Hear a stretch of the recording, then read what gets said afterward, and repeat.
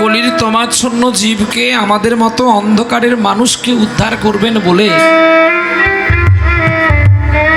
শ্রী চৈতন্য মহাপ্রভু যিনি ব্রজ ছেড়ে ব্রজকান্তি ভাব দূরীভূত করে তিনি আসলেন এই সোনার বাংলায়, পশ্চিম বাংলার বুকে নদিয়া নবদ্বীপে শচী মায়ের ঘরে। কেন না, আমরা তো কলিযুগের মানুষ, অল্প প্রাণ আর অল্প আহার। আমরা কি আর সত্যযুগের মতো ধ্যান ধারণা করতে পারবো? নিশ্চয়ই না। তাই কলিযুগের মানুষ সত্যের মতো ধ্যান করতে পারবে না, তেতার মতো যজ্ঞ করতে পারবে না, দাপরের মতো সেবার দ্বারাই খুশি করতে কাউকে পারবে না। তাহলে এরা গোবিন্দ পাবে কি করে? তাই আমার কলির প্রথম সন্ধ্যায় আমার চৈতন্য মহাপ্রভু নিজে আসলেন, যিনি ব্রজের কৃষ্ণ, তেতার রাম, দাপরে সত্যের নারায়ণ। তিনি কলির মানুষকে কি করে সহজভাবে ভগবানকে পাওয়া যায় তার উপায় করে দেওয়ার জন্য নিমাই চাঁদ রূপে জন্ম নিয়েছিলেন শচী মায়ের ঘরে। তাহলে সেখানে তিনি আসলেন হরিনাম প্রচার করতে, কিন্তু সেই জায়গায় শুধু নয়, কলিযুগে থাকিবে যত নগর আদি গ্রাম, নগরে আদি গ্রাম, সর্বত্র করিবে প্রচার এই মধুর হরিনাম। তাহলে কলিঘর তিমিরে গোরাশিল জগজন ধর্ম কর্ম রহু দূরে, অসাধনের চিন্তামণি বিধি মিলাইল আনি, গোরা আমার দয়ালের ঠাকুর। ঠাকুর কাকে বলা হয়? দয়াল কাকে বলা হয়? বলো মা, দয়াল কাকে বলা হয়? কি গো, দয়াল কাকে বলা হয়? তো সহজ কথা, তোমরা তো পড়াশোনা করছো। দয়াল কাকে বলা হয়? হ্যাঁ, দয়াল কাকে বলা হয়? কি গো, কোন ক্লাসে পড়ো মা? হ্যাঁ, টেনে পড়ো, দয়াল জানো না? এখন তোমাদের বলেও আমাদের লাভ নেই। তোমাদের বলা মানে আমাদের লজ্জা করা উচিত করে। বলে কেন? এখন পড়া যা, না পড়া তা। সব যদি চোর হয় তাহলে আর হবে কি করে? রাধে রাধে। আরে বাবা, সব চোর। যেমন আমি বললে আমার গাড়ি ঘিরে মার, সারা নিচতলা থেকে উপরতলা পর্যন্ত সব চোর। তাহলে পড়াশোনার হবে কি করে? দয়াল শব্দে একটা ট্রেনের ছেলে যদি না বলতে পারে দয়াল শব্দে সন্ধি বিচ্ছেদ, তাহলে আমরা কোন জায়গায় বাস করেছি চিন্তা করো। তুলসীদাস বলেছে, কলিযুগে যদি বেশি সত্যি কথা বলবি এমন মারবে নুন মাখানোর জায়গা থাকবে না। সত্য কথা। তোর পড়ার রসা তোলে গেল, তোর কে শুনলি না শুনলি 3 ঘন্টা ফুরালে তো মাল বান্ডিল পাও পালাম। এ কায়দা কেমন জানো? এই 3 জনেই অপরাধী। একটা ছেলেকে মানুষ করতে গেলে 3 জনকে আগে ভালো হতে হবে। তো প্রথম হচ্ছে মা, দ্বিতীয় হচ্ছে বাবা, তৃতীয় হচ্ছে শিক্ষক। এই 3 জনের গোড়ায় তো গন্ডগোল আছে। শালা বেগুন গাছে গোড়ায় গন্ডগোল লাগলে বেগুনে পোকা লাগবে না? ফলের কি বা দোষ? গাছের তো দোষ। রাধে। গাছে পোকা আছে বলে বেগুনে হয়ে গেছে পোকা। দয়াল তাকে বলা হয় যে কোনোদিন নিজেকে বিচার না করে সকলেরকে ভালোবেসে সকলকে সম্মান দিতে ভালোবাসে, তিনি হলো দয়াল। নিতাই গৌর হরি বল, হরি বল। 10 শব্দে দলন করা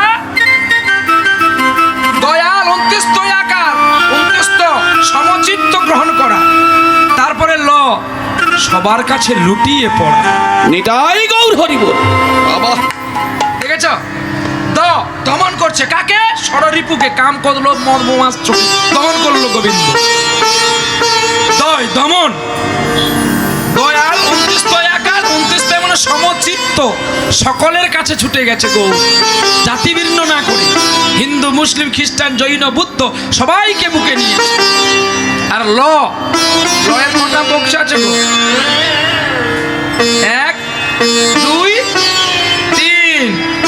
ল সকলের চরণে লুটিয়ে পড়েছে গৌর। আর পড়ে কি বলছে জানো? তোরা প্রেমে নিবিয়া বদন ভরে বলে রে হরি, তোরা প্রেমে বিয়ায় মদন ভোরে বলে রে হরিনা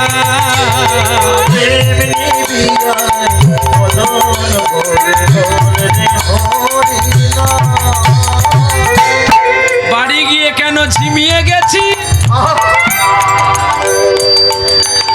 আমি বলবো না।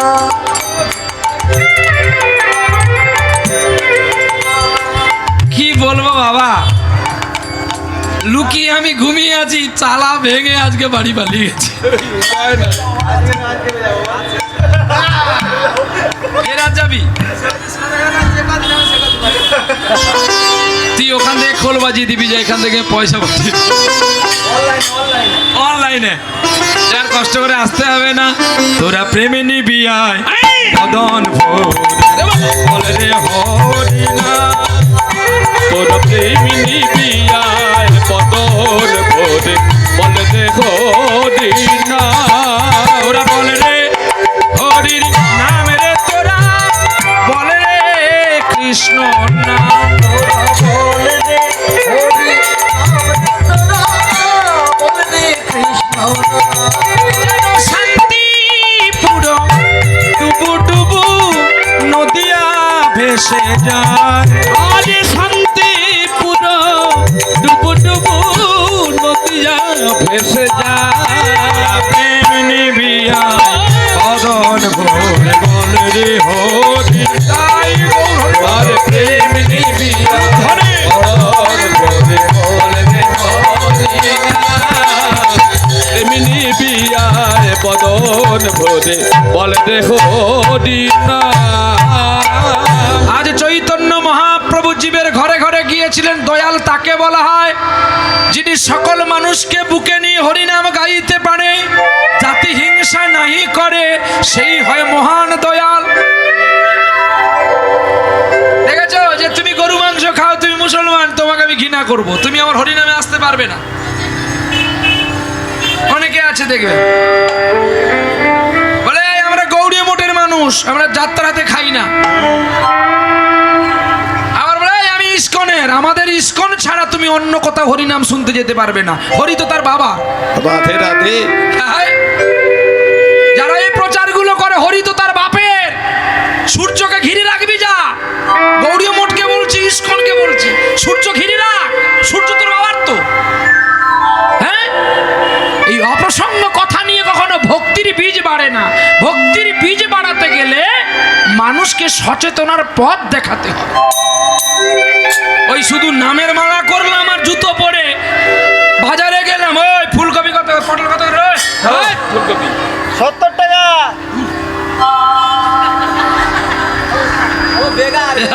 বেকার হরিনাম করা। এখানে লাচাচ্ছে আর পায়ে জুতো, আমার কথাগুলো গায়ে বাজবে, কেন ডাকবি? একদম মুখ থুকুড়ে কথা বলবো।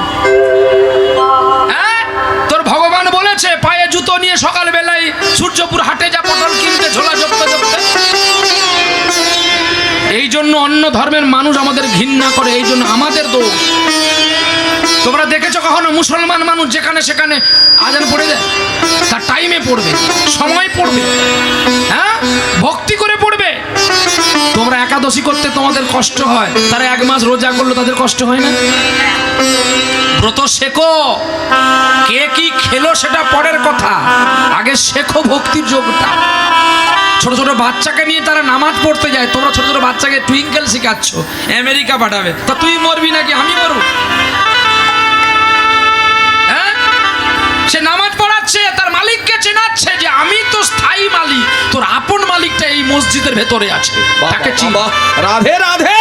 আর তোমরা শালা এক একটা জন্ম কুলাঙ্গার হয়েছো, ভগবানের নাম বাদ দিয়ে, হরিবাসরে না পাঠানো বাদ দিয়ে ইংলিশ মিডিয়ামে পড়াচ্ছ, ছেলেকে মা বাবার কাছ থেকে দূরে বোর্ডিংয়ে রেখেছো যাতে ও ইংলিশ মিডিয়ামে পড়ে। তো আমেরিকা সে যাবে নাকি তুমি যাবে? তো আমেরিকা সে গেলে কি তোমার সূর্যপুর হাটের মেয়েকে বিয়ে করবে? সে তো হাফ প্যান্টওয়ালাকে বিয়ে করবে।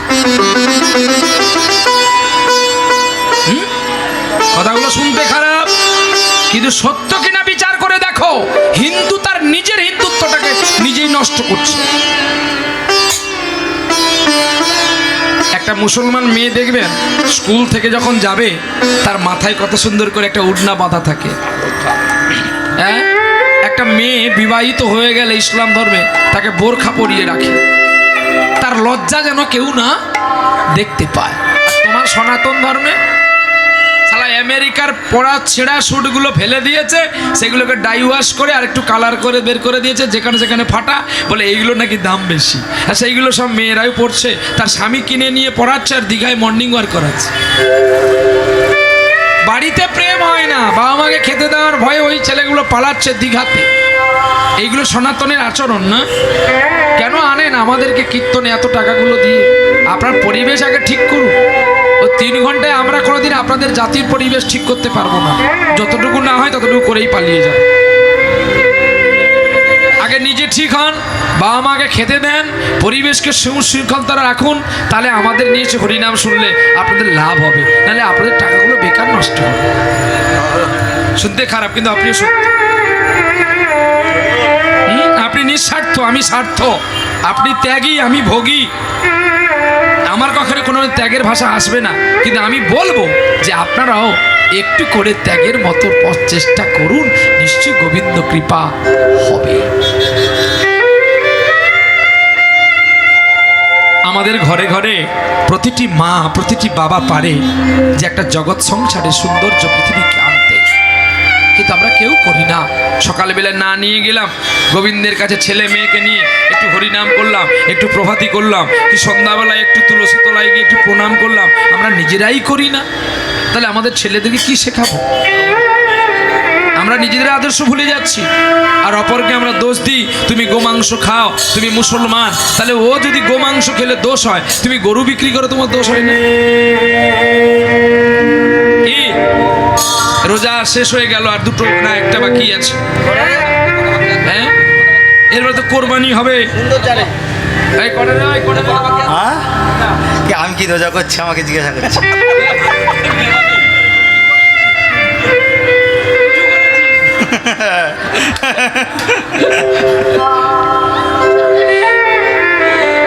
যাই হোক, একটা হোক আর দুটো হোক আছে। এরপরে দেখবেন তারা চাঁদ দেখে আল্লাহর কাছে নামাজ পড়বে, আজান দেবে, ভক্তির কোরআন পড়বে, কিন্তু পরে তো তারা আবার সেই তাদের যা খাদ্য তারা সেবা করবে। তা তোমরা বিক্রি করো কেন? হিন্দুর প্রথম অপরাধ বিক্রি করা। তুমি তো জানো মেরে খাবে না, ও আলমারিতে রাখবে, ওরা কিনছে। তাহলে তুমি যখন জানো বিক্রি খাবে, তোমার না বিক্রি করাটাই ভালো। বলে কাউকে দোষ দেওয়ার আগে নিজেকে বিবেচন করতে হয় বাবা, কাউকে দোষ দিতে নেই। আমি আমার সঠিক পথে আছি কিনা এটাই আমাকে দেখতে হবে। প্রেম সে বলো রাধে রাধে। তাহলে ধর্ম কর্ম রহু দূরে, অসাধনে চিন্তামণি বিধি মিলাইল আনি গোড়ায় আমার দয়ালে ঠাকুর। ওগো বেদ বিদ্যা সর দর্শন, সে যদি গৌরাঙ্গ নাহি ভজে, সে যদি গৌরাঙ্গ নাহি বেদ বিদ্যা সর দর্শন, সে যদি গৌরাঙ্গ নাহি ভজে, সে যদি গৌরাঙ্গ নাহি ভজে। বেদ বিদ্যা সর দর্শন, সে যদি গৌরাঙ্গ নাহি ভজে, আজ সে যদি গৌরাঙ্গ নাহি ভজে। বেদ বিদ্যা সর দর্শন, আজ সে যদি গৌরাঙ্গ নাহি ভজে, সে যদি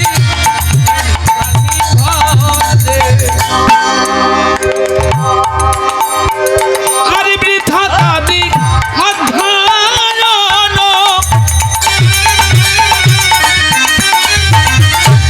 লোচন বিহীন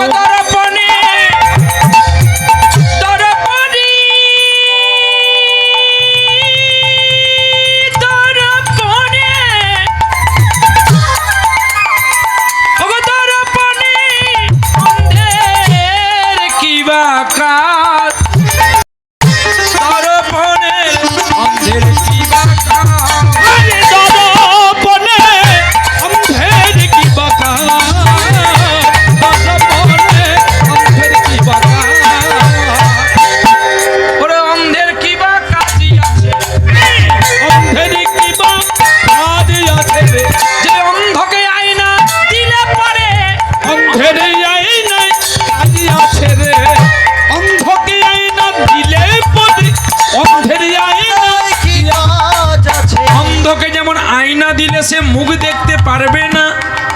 যেমন অনেক মানুষ যদি অনেক জ্ঞানী হয়, যদি সাধারণ মানুষকে মনুষ্য জ্ঞানে না করে, সে তেমন জ্ঞানের কোনো দাম থাকে না।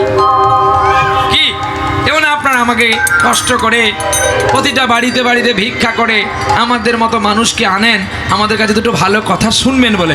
আমি যদি বলি এই তোরা কথা বলছিস কেন, এখান থেকে উঠে যা, দূর হয়ে যা, তাহলে ভালো হবে শুনবে? এনে বলতে হবে বিনয় করে, বাবা একটু কথা না বলে একটু চুপ করে বস। কি বাবা, তাহলে এটা বললে কত সুন্দর মানুষ বসে যায়। কিন্তু যদি বলে এই এখান থেকে দূর হয়ে যা, তাহলে কেউ থাকবে? একজনকে বলা মানে বহুজনকে বলা, কারণ সমাজ এটা, সব দেখতে হবে। এই জন্য সব কিছু নিয়ে চলতে হয়। চলো পদাবলীটা শেষ করে নি। নয়ন আনন্দের মনে আনে নাহি জানো তুমি ঠাকুর নয়ন আনন্দের মনে, আনে নাহি জানো তুমি আরে সর্ববিদ্যা সর্বসিদ্ধি করো তলিতা, সর্বসিদ্ধি করো তলিতা। ওরে সর্বসিদ্ধি পদতলে তার, সর্বসিদ্ধি পদতলে তার। বাদুর করো আদর করো, আরে আদর করো, আদর করো, যত্ন করে হরি নামে স্নেহ করো, আদর করো, আদর করো, জপিলে ভজিলে পাবি সারি চিত্ত, আদর করো, আদর করো, জয়ের আদেশী আরে বলে, আদর করো, আদর করো, জয় রাধে শ্রী রাধে। আরে আদর করো, আদর, আরে আদর করো, আদর করো, আদর ঠাকুর নয়ন আনন্দে ভরে সেই তো কলি জানে নয়ন সেই তো কলি জনে নয়ন আনন্দে সেই তো কলি জনে নয়ন আনন্দে দেবানে, সেই তো কলি জনে নয়ন আনন্দে সেই তো কলিয়ানে নয়ন আনন্দে দেবানে, সেই তো কলিয়ানে নয়ন আনন্দে। দে ভানে সেই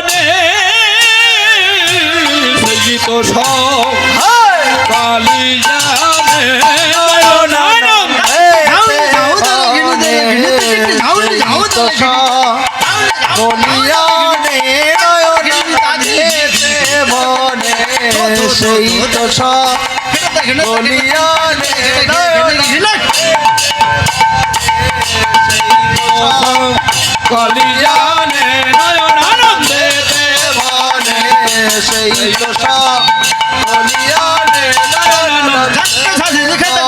নয়ন আনন্দে, সেই তো কলিয়ানে নয়ন আনন্দে দেবানে, সেই তো কলিয়ানে নয়ন আনন্দে দেবানে, সেই তো কলিয়ানে নয়ন আনন্দে। কলিয়ানে নয়ন আনন্দে দেবানে, সেই তো কলিয়ানে নয়ন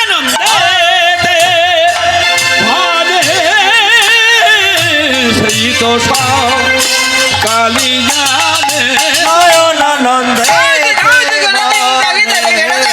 সেই তো কলিয়ানে নয়ন আনন্দে দেবানে, সেই তো কলিয়ানে নয়ন আনন্দে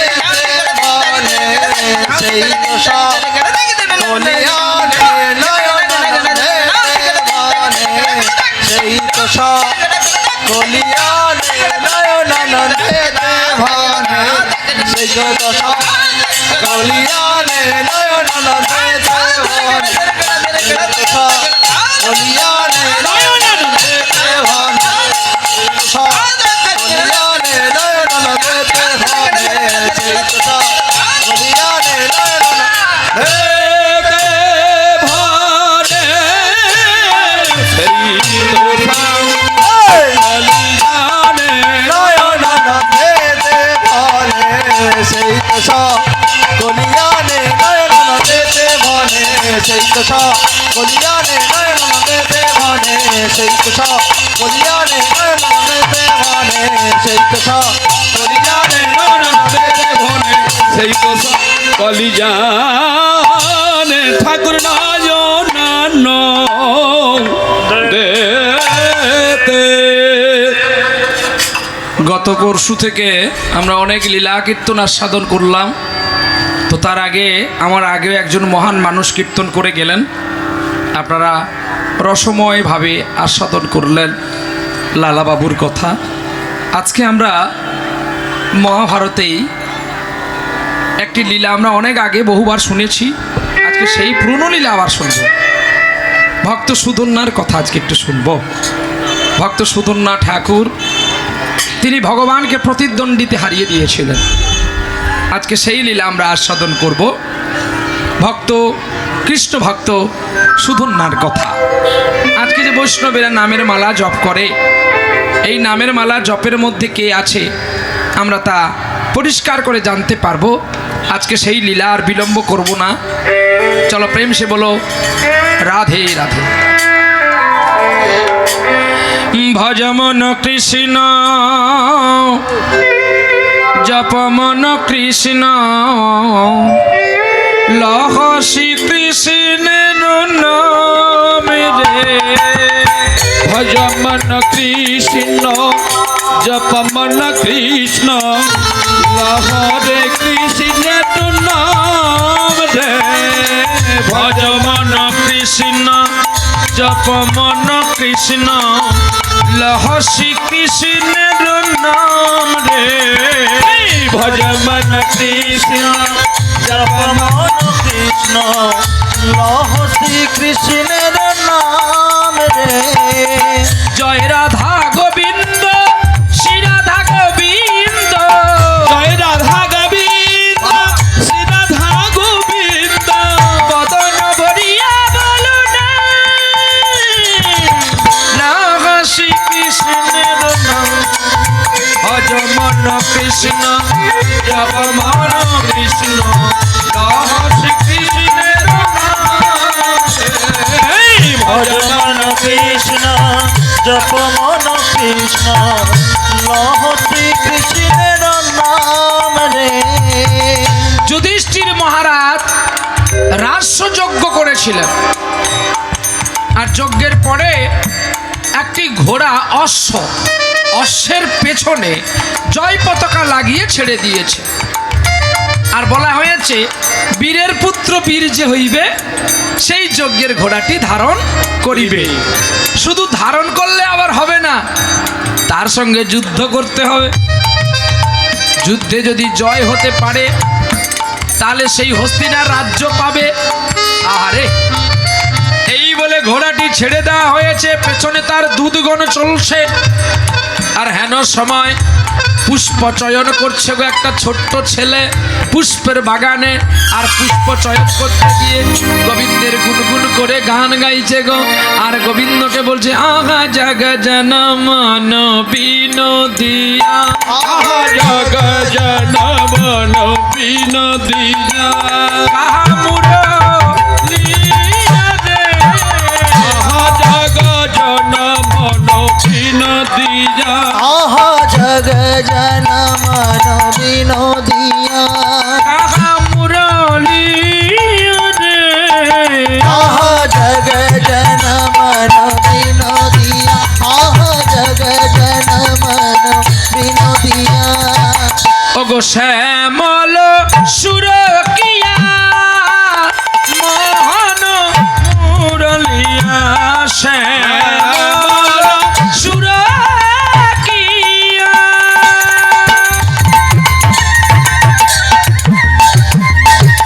ওগো মোহন মুরলিয়া। ওরে কদম তলায় চিকন কালা সোনা বাস রিয়া রে। আহা জগ জন মন বিনোদিয়া। আহা জগ জনমন বিনোদিয়া আহা জগ জনমন বিনোদিয়া। ছোট্ট ছেলে তো, ছোট্ট ছেলে পুষ্প চয়ন করছে, আর ঠিক তার কাছে গিয়ে ঘোড়া দেখো দাঁড়িয়ে গেল, ঘোড়া দেখো দাঁড়িয়ে গেল, ওই ঘোড়া দেখো দাঁড়িয়ে গেল, ঘোড়া দেখো দাঁড়িয়ে গেল। ওরে ঘোড়া দেখে ছেলে বড় পাগল হলো, ঘোড়া দেখো দাঁড়িয়ে গেল, আরে ঘোড়া দেখে পাগল হলো, ঘোড়া দেখো দাঁড়িয়ে গেল। তার আগে ওই পথ দিয়ে ঘোড়া ছুটে গেছে ধর্মধ্বজ রাজা, অনেক চেষ্টা করেছে কিন্তু ওই হস্তিনাকে জয় করবে বলে কোনো উপায় খুঁজে পায় না। তার মনে অনেক দুঃখ, আমার এত সন্তান থাকতে, এত প্রহরী থাকতে, এত প্রজা থাকতেও আমি কোনোদিন যুধিষ্ঠিরের সঙ্গে যুদ্ধ করে জয় লাভ হতে পারলাম না। আজ সেই পুষ্প তুলতে তুলতে দেখতে পেল সুধন্যা একটা সুন্দর রথের মতো একটা ঘোড়া, আর তার পেছনে লেখা আছে বীরের পুত্র বীর যে হইবে, এই যজ্ঞাস্ত্রের ঘোড়া তাকে ধারণ করিতে হবে, পরে তার সঙ্গে প্রতিদ্বন্দ্বীর যুদ্ধে যদি জয়লাভ কেউ করতে পারে তাহলে হস্তিনার অর্ধেক সে পাবে। সুধন্যা পুষ্প তুলতে তুলতে ভাবলো, আমার বাবা বোধহয় এই ঘোড়ার জন্যই তো কাঁদে, আমি ঘোড়াটাকে ধরে নিয়ে যাই। বাহ, এই বলে সুধন্যা সেই ঘোড়াটি ধরে নিয়ে তিনি বাড়ির মধ্যে গেলেন। ধর্মধ্বজ রাজা দেখে অবাক, তুমি একই করেছো বালক শিশু হয়ে, যার সঙ্গে আমি কোনোদিন প্রতিদ্বন্দ্বী করতে পারিনি, আর তুমি এই ঘোড়া ধরেছ, তুমি পারবে তার সঙ্গে যুদ্ধ করতে? ফিরিয়ে দাও ঘোড়া। বাবা, মৃত্যু যদি হয় হবে তবু ভালো, কিন্তু আমি ঘোড়া ফেরত আমি দেব না। হ্যাঁ রে খোকা, বীরের পুত্র বীর যে হইবে, যজ্ঞের ঘোড়া সেই ধরিবে, লেখা আছে তুই দেখেছিস? দেখেছি বাবা। বাবা গো, পিতৃমাতৃ বল যার থাকে সর্ববল তার কাছে পরাজিত হয় পিতা। ওগো পিতা, আমি তোমার কাছে মৃত্যু বরণ নিতে রাজি, কিন্তু আমি যজ্ঞ ঘোড়া ফেরাতে রাজি নয় বাবা। তুমি না আমাকে সৃষ্টি করেছো। ধর্মধ্বজ রাজা পুত্রের কথা শুনে আনন্দে নয়নে জল এসে গেল।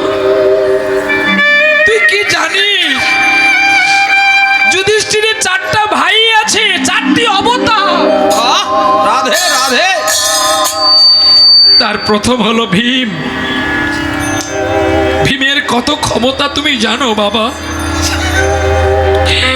ভীমের পরে আছে অর্জুন, যে 18 অক্ষয়িনী সেনাকে একই লক্ষে লক্ষে মেরেছিল, আর যার যার সারথি ছিল স্বয়ং কৃষ্ণ ভগবান। রাধে রাধে। তোমাকে আমি হারাতে চাই না, তার চেয়ে তুমি এই যজ্ঞের ঘোড়া ফিরিয়ে দাও। না না পিতা, বাবা গো, তাহলে আমি পুত্র হয়ে কেন তোমার কাছে জন্ম নিয়েছিলাম? না না, তুমি এই কথা আমাকে বলো না বাবা। পুত্র যখন ঘোড়া ধরে ফেলেছে, বাবা এখন পুত্রের কান্না বিনয় দেখে সঙ্গে সঙ্গে বলে উঠলো, এক কাজ করো, শোনো মন্ত্রী, ঢোল দিয়ে জানিয়ে দাও, কাল সুপ্রভাতের আগে সকলে যেন আমার রাজপ্রাসাদে উপস্থিত হয়, কারণ আমার ছেলে ঘোড়া ধরেছে। যদি প্রতিদ্বন্দ্বী যুদ্ধ আমরা না করি তাহলে আমাদের রাজ্য চলে যাবে। এক কাজ করো, সবাইকে জানিয়ে দাও। তখন ওই জায়গায় এক ব্রাহ্মণ ছিল গো, সমাজকে তো নষ্ট করছে ব্রাহ্মণ, আর কিছু পয় সাজা বৈষ্ণব।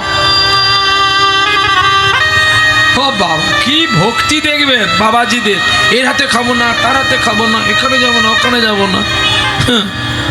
আর যদি মৃত বাড়ির 500 টাকা দিয়ে কেউ প্রণাম করে নেয়, টাকাটা পকেটে ঢুকিয়ে নেয়, টাকায় দোষ নেই না? কি গো, এটা জাতিস্বর না।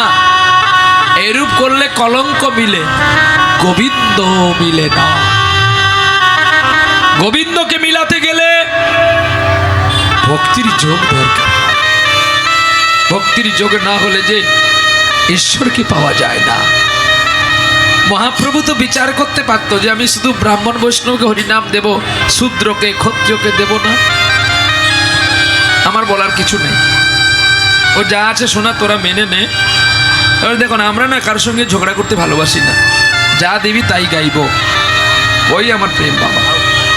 চলো, যেমন কালকে গান করলাম আপনাদের মথুরাপুরে, শুধু আমার গলাটাই শুনতে পেয়েছে, আর কারো শুনতে পাইনি। আমি বলে দিলাম যা আছে তাই নিয়ে খা। কি আজকে নিম পাতার ভাজা হয়েছে, ভাত হয়েছে, গোবিন্দকে দিয়ে খা। কালকে শুধু কাঁচা লঙ্কা পাবি, তাই খাবি। আর যখন বেশি করে পাবি তখনও খাবি। প্রেম সে বলো রাধে রাধে।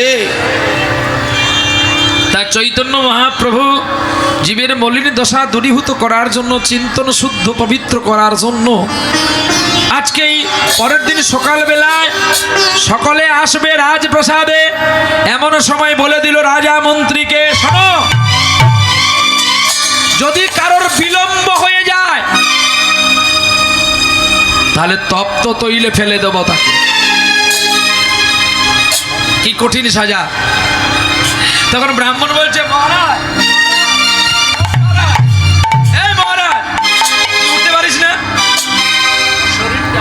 হ্যাঁ, মহারাজ বলছে, মহারাজের হাত চুলকাচ্ছে। মহারাজের ডাউন হয়ে গেছে। তুই কে রাজ? পাকা রাজ। মহারাজ যদি প্রজাগণ করে তাহলে তাকে তো তৈলে ফেলবেন। আরে ঠিক করে বলবে তো। আর যদি আপনার পরিবারে কেউ করে, বিচারটা সবার জন্য সমান হয়। তুমি শুধু আমার কুল পুরোহিত বলে তোমাকে আমি কিছু বললাম না, তোমার জিহ্বা কেটে মেরে দেব। শোনো, এই প্রজাগণ শোনো, আমার পরিবারের সবাই শোনো, আমি রাজা, আমার আদেশ তোমাদের সবাইকে পালন করা কর্তব্য। সময় যদি কেউ না পৌঁছয়, সেটা আমার পুত্র হলেও আমি তপ্ত তৈলে ফেলবো। ঘোড়াটি রেখে দিয়ে চলে গেলেন ধর্মধ্বজ রাজা।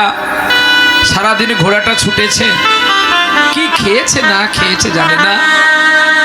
আর রাজা ধর্মধ্বজ তো ঘুমিয়ে পড়েছে। এখন সুধন্যা কিন্তু ঘুমায়নি। ছোট্ট ছেলে, বংশের ছোট পুত্র, তিনি কি করলেন না, একটু জল আর একটু ঘাস নিয়ে এসে ঘোড়াটাকে দিয়েছে, তুমি খাও।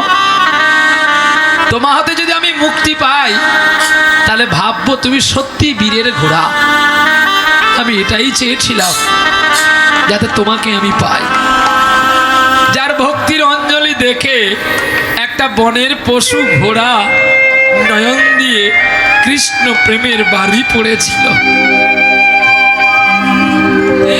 আজকের কৃষ্ণ নাম শুনলে কুকুর কাঁদে, বিড়াল কাঁদে, গাধা গরু সবাই কাঁদে। শুধু কাঁদে না কে জানো? শুধু মানুষ। মানুষ শুধু বিচার করে কে ভালো কে মন্দ। মানুষ ভালোবাসতে জানে না, মানুষ শুধু আঘাত দিতে জানে। মানুষ কাঁদতে জানে না, মানুষ কাঁদাতেই।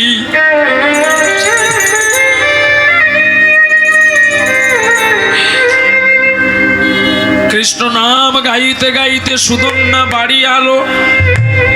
আর বাড়ি আসিয়া স্ত্রী প্রভাবতীর সঙ্গে বিশ্রাম করলেন। সকাল হওয়ার পূর্বে তিনি স্নান করে রাজকোষের রাজ পোশাক পরে, তলোয়ার, তীর, ধনুক, যা যাবতীয় যুদ্ধে লাগে সরঞ্জাম নিয়ে বেরিয়ে পড়েছে। এই দেখো, স্ত্রী কেমন হতে হয়? আমাদের ঘরে স্ত্রী আছে, আছে না? কি গো মা, তোমরা তো কারো স্ত্রী, কারোর মেয়ে, কারোর বৌমা। স্ত্রী কাকে হতে হয় দেখ। ওগো পেছন থেকে ডাক দিল,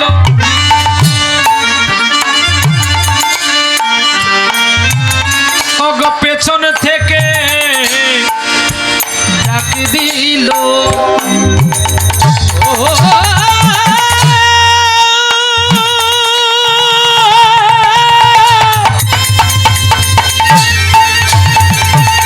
আহারে দিল জি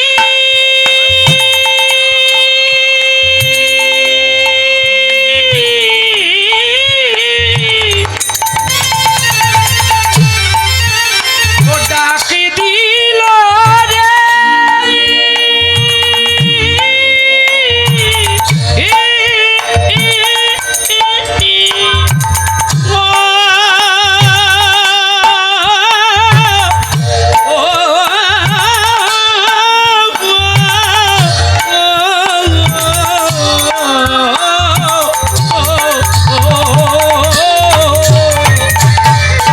আরে পেছন থেকে ডাকি দিল, পেছন থেকে ডাকি দিল। এটা সবাই শুনে রাখবেন, বিশেষ করে মায়েদের শোনা দরকার। যদি স্বামী কোনোদিন বাড়ির উঠোন থেকে বেরিয়ে যায় আর পেছনেতে একবারও কেউ ভুলে ডেকো না গো, কেউ পেছন হতে কে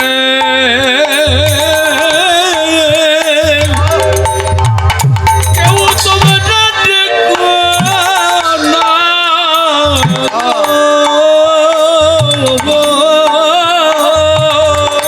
বোধহয় এই ডাকা শেষ ডাকা হবে। তোমরা পেছন থেকে কে তোমরা দেখো না, পেছন থেকে যদি কোনো স্ত্রী ডেকে দেয়, সে কোটিতে একটাই ফেরে, আর ফেরে না। যদি পেছন থেকে ডেকে দেয় আর তার বডিটাই আসবে, আর প্রাণ আসবে না। কেন ডাকলো প্রভাবতী, ওগো স্বামী গো, তুমি তো চলে যাবে, আর আসবে কিনা তাও আমি বিশ্বাস করতে পারছি না। কিন্তু আমি ঋতুবতী, আমায় রতি দানটা দিয়ে যাও গো রতি। আমার রতি দণ্ড দিয়ে যাও গো।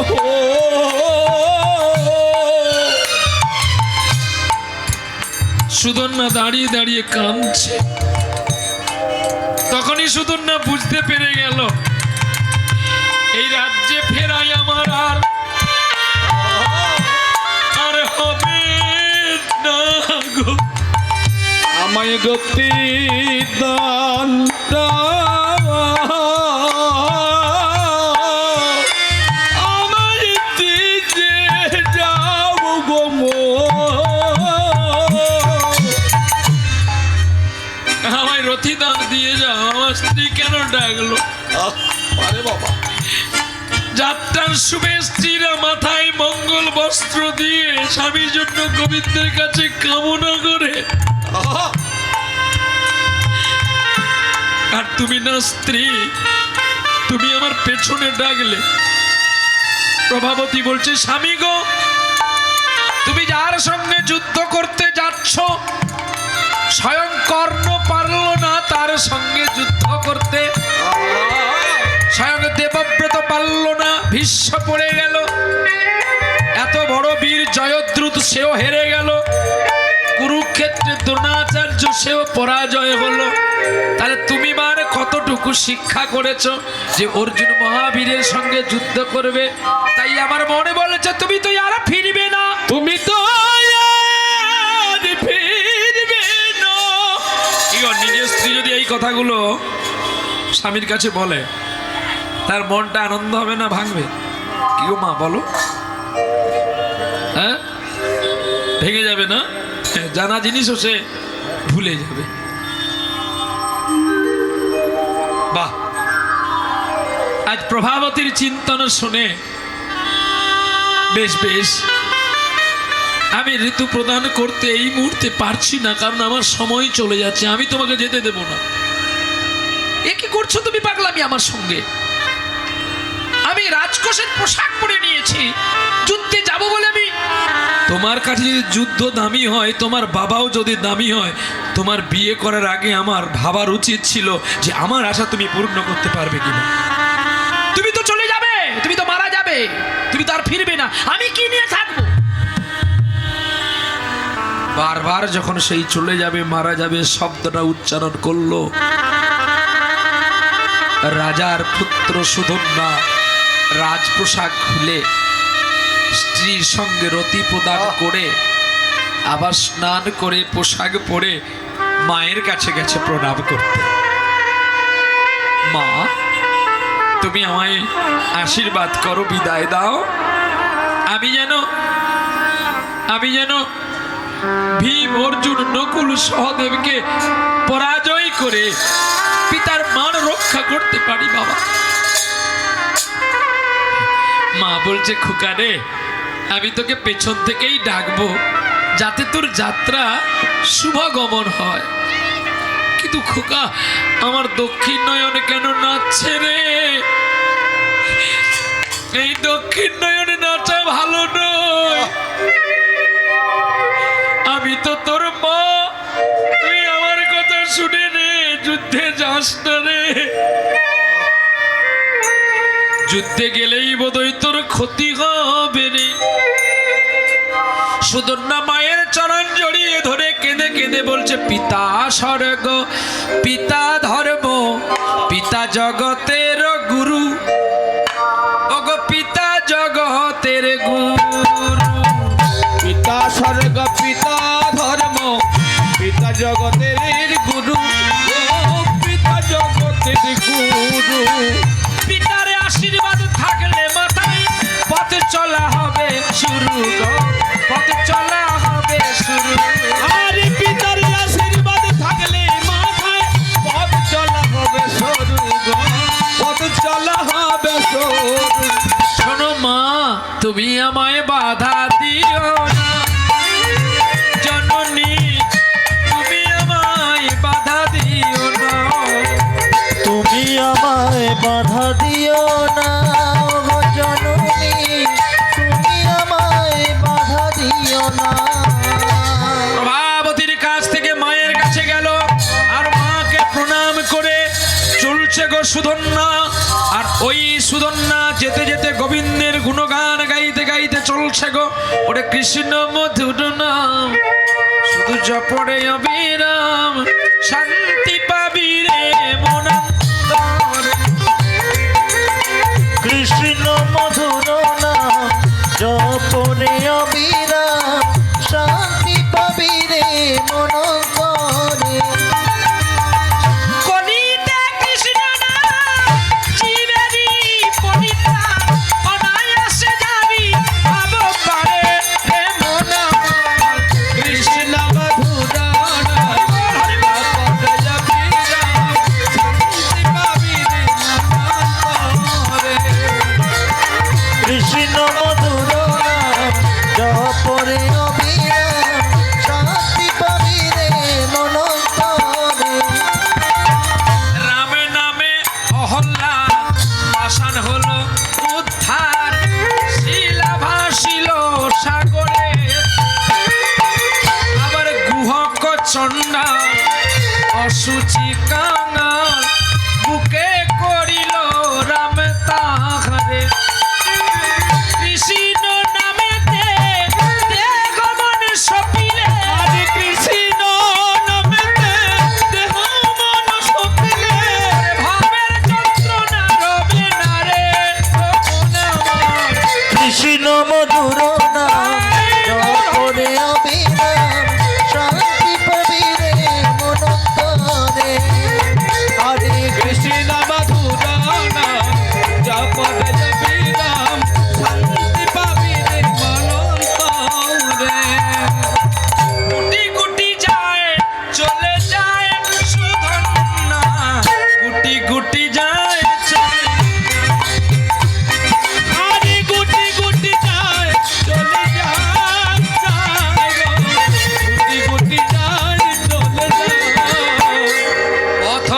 চলিতে আমি বলিতে পথ চলিতে নাম বলিতে একবার গাও গাও কৃষ্ণ নাম মধুর নাম হরি নাম পথ চলিতে নাম বলিতে নাম বলিতে সম্মুখে আদারি রাজরাত্রি আমি হলাম পথহারা যাত্রী সম্মুখে রাজরাত্রি আমি হলাম পথহারা যাত্রী পথ চলিতে তারি নাম বলিতে তারি নাম পথ চলিতে তারে নাম কথা বলিতে তারে নাম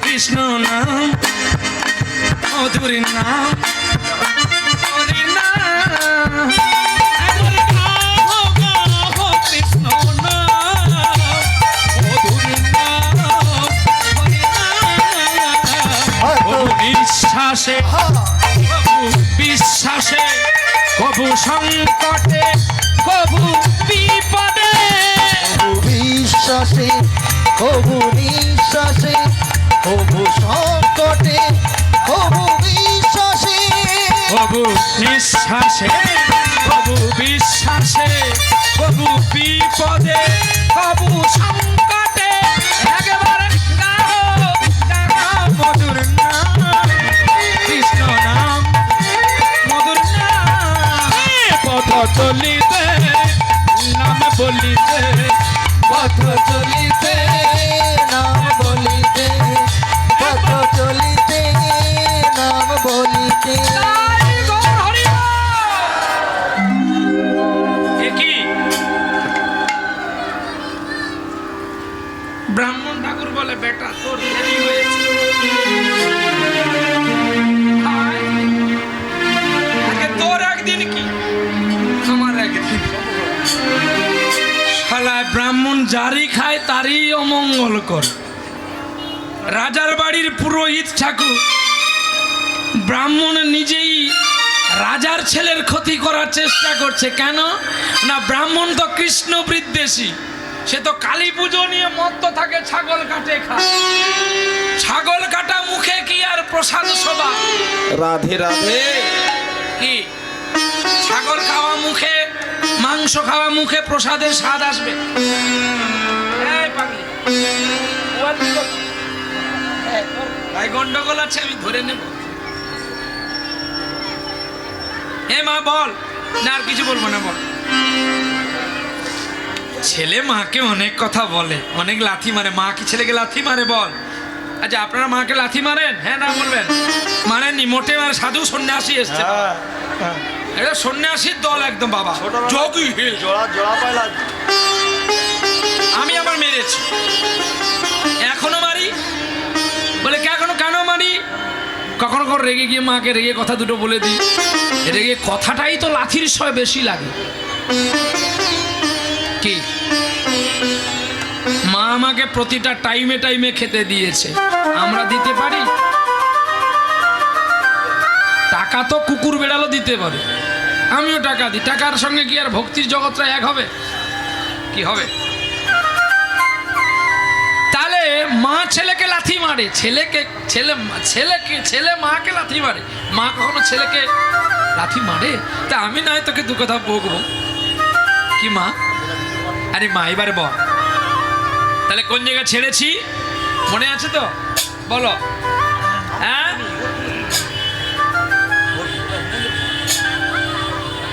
কোন জায়গা লীলা ছাড়লাম হ্যাঁ ব্রাহ্মণ হ্যাঁ আচ্ছা ঠিক ধরেছেন ব্রাহ্মণ যার খাচ্ছে তারই মজা করছে এটাই জানতে হবে আজকে আপনারা গিয়ে দেখেন না মঠ মন্দিরে প্রসাদ পান প্রসাদের স্বাদ পান না অনেকেই বলেন কিন্তু কথাটা সত্য এটা একদম ফেলে দেওয়ার নয় 365 দিনে 30 দিনে 1 মাস হয়, আপনার বাড়িতে যদি 20 দিন মাংস হয়, 20 দিন মাংস, তার 5 দিন মাছ, তাহলে হয়ে গেল 25 দিন। 5 দিন নিরামিষ খেলে কি আপনার দাঁত ভালো থাকবে? তাহলে আপনি কি করে প্রসাদের মর্ম বুঝবেন? এই যে প্রসাদের মর্ম বুঝতে হলে আপনাকে 365 দিন, আপাতত 365 দিন মাছ চিংড়ি খাওয়া বন্ধ করতে হবে। তাহলে প্রসাদের স্বাদ আর টেস্টটা বুঝতে পারবেন, আর প্রসাদের ক্ষমতা বুঝতে পারবেন। তা নাহলে মা কোনো প্রকারে হবে। চতুর্দশী ব্রত করব, একাদশী ব্রত করব, আগের দিন একটু নিরামিষ খেয়ে নেব, সেই আঁশ বাসনে ব্রত হবে। এই জন্য ভগবানকে ডাকাটা এত সহজ নয়। ভগবানকে ডাকতে গেলে ভক্তির জগৎটাকে আরো ভালো করে ডাকতে হবে, ভক্তির জগৎটা বাড়াতে হবে, তা নাহলে হবে না গো। তাই সুধন্যার বিলম্ব দেখে রাজার কাছে গিয়ে বলছে, আপনার ছোট ছেলে তো বিলম্ব করেছে, কি করব? রাজা ক্রোধান্বিত হয়ে গেছে। আমার পূর্ব বাক্য অনুযায়ী ওকে তপ্ত তৈলে ফেলে দাও। যেই বলে দিয়েছে,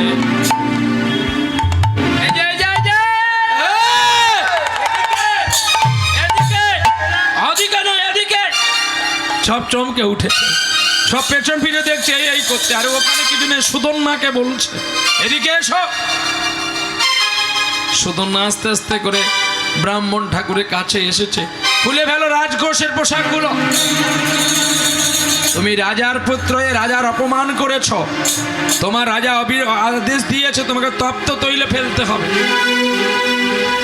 বাহ!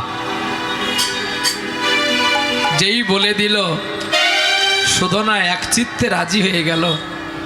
টকবক করে ফুটছে তৈল, আর সেই তপ্ত তৈলে ভক্ত সুধন্যা ভগবানকে পরীক্ষা দিয়ে দিল। গোবিন্দ, আজ আমি দেখব তুমি বড় না তোমার নাম বড়। আমার দেহ গেলে আমি আবার দেহ পাবো, এই দেহ চলে গেলে যে কোনো কুলে আমার জন্ম হবে, কিন্তু আমি দেখব গোবিন্দ, তুমি তো বলো তোমার চেয়ে তোমার নাম বড়, আমি দেখব তোমার নামের কত ক্ষমতা।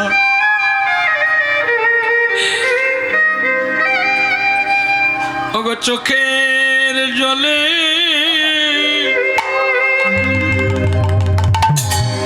চোখের জলে ঝাঁপি দি রে,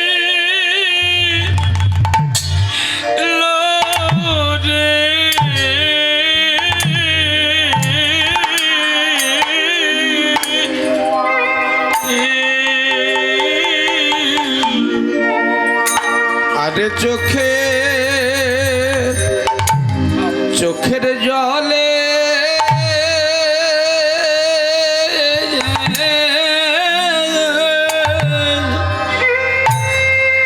চোখের জলে ঝাঁপি দি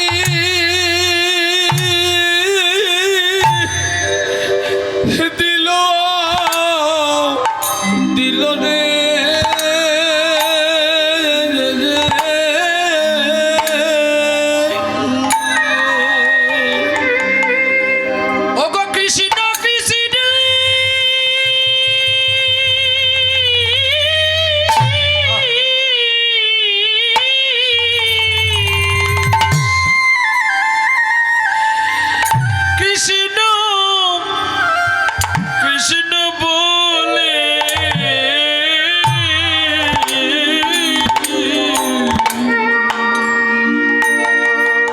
আরে চোখের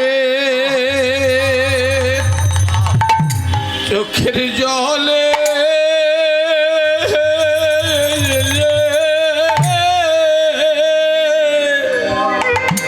চোখের জলে ছাপিতে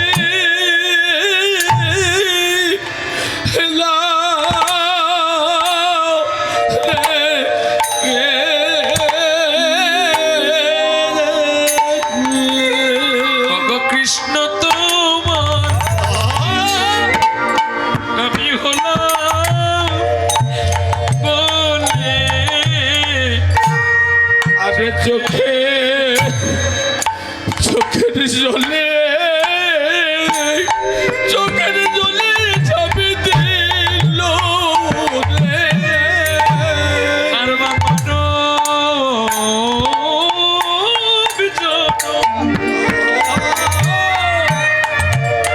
জনম হইবা নয় আরে চোখের জলে আরে ঢাপি দিল রে আরে মানব মানব জনম হইবা নয় চোখের জলে আরে ঝাঁপি দিল রে এবার ডেকে নেব বদন ভরে আরে চোখের জলে ঝাঁপি দিল রে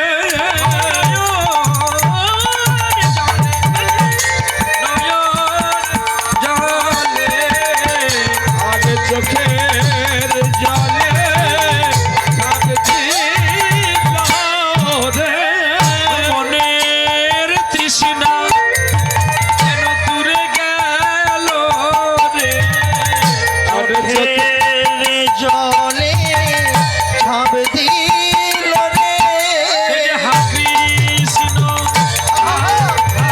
কৃষ্ণ বলে আরে চোখের জলে ঝাঁপি দিল রে দেখবে সবাই ভালো ওরে কৃষ্ণ বলে আরে চোখের জলে ঝাঁপি দিল রে নন্দ নন্দ দূরে গেল রে আরে চোখের জলে ঝাঁপি দিল রে প্রেম ভক্তি উদয় মন রে আরে চোখের জলে ঝাঁপি দিল রে লাই রে লীলা লীলা বিরাম নাই রে আরে চোখের জলে ঝাঁপি দিল রে যাই যাই লীলা লীলা পালাই যাই রে আরে চোখের জলে ঝাঁপি দিল গো প্রেমানন্দের উদয় হলো চোখের জলে ঝাঁপি দিল রে চোখের জলে ঝাঁপি দিল রে জয় রাধে শ্রী রাধে বলে আরে চোখের জলে ওরা